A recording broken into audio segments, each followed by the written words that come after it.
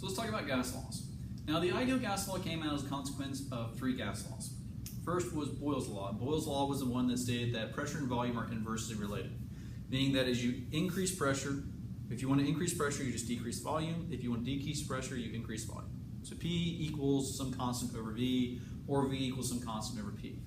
Second law was Charles and Gay-Lussac's law that said that volume and temperature are directly related. So if you have a sealed balloon and you start heating it, the volume of the balloon is going to increase to compensate for that increased pressure due to the temperature increase.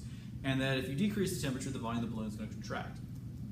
The third law was Avogadro's law. And Avogadro's law says that at constant pressure and at constant temperature, if you add more moles of gas to a volume, it's going to expand to compensate.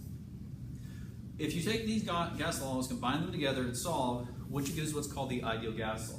So the ideal gas law says the pressure times the volume equals the moles of gas times the ideal gas constant times temperature.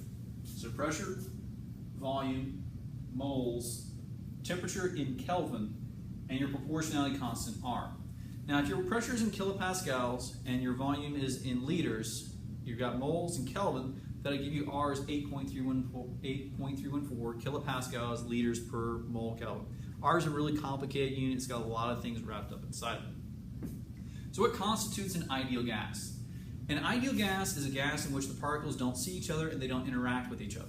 So to give you an example of this, these are typically nonpolar gases. So if you have formaldehyde, formaldehyde has a positive and negative in its polar molecule. And they tend to stick to each other so it looks like the pressure is actually lower than it should be. So diatomic gases, and particularly the noble gases, are really good at acting like ideal gases.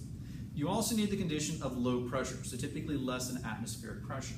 When you go to low pressures, the distance between the molecules gets so large that they can't actually interact with each other. The other condition is a high temperature. So if you're working above room temperature, typically that's sufficiently high temperature that the kinetic energy, the velocity of these gases, are high enough that they won't actually see each other. Now when you look at the ideal gas law, to solve for an unknown parameter, you have to be given 3. Now R is going to be constant regardless, that's why it's the ideal gas constant.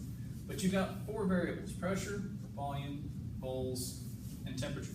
So 3 of the 4 actually have to be specified if you want to be able to solve anything about it. So typically with these types of problems, you're given pressure, volume, or temperature, or volume, moles, temperature, or volume, pressure, volume, moles, any of those.